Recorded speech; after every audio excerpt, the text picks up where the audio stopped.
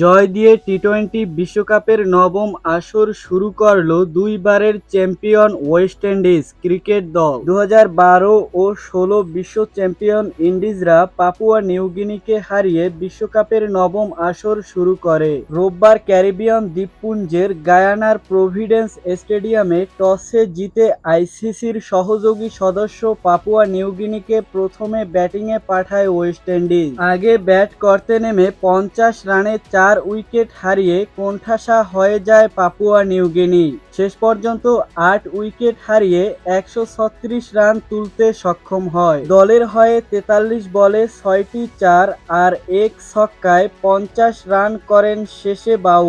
120 বলে 137 রানের সহজ টার্গেট তাড়া করতে নেমেও 5 উইকেট হারায় উইন্ডিজরা। শুধু তাই নয়, পাপুয়া নিউগিনির মতো তুলনামূলক ছোট দলের বিপক্ষে এই মামুলি টার্গেট তাড়া করতে নেমে 19 ওভার খেলে জয়ের বন্ধরে পৌঁছায় ওয়েস্ট ইন্ডিজ। শেষ পর্যন্ত ইনিংসের 6 বল বাকি থাকতে 5 উইকেটের জয়ে 2 পয়েন্ট অর্জন করে ক্যারিবিয়ানরা। দলের জয়ে 27 বলে 4টি 4 আর 2টি ছক্কার সাহায্যে 42 রানের অপরাজিত ইনিংস খেলেন রোস্টন চেজ। এছাড়া 29 বলে 34 রান করেন ওপেনার ব্র্যান্ডন কিং।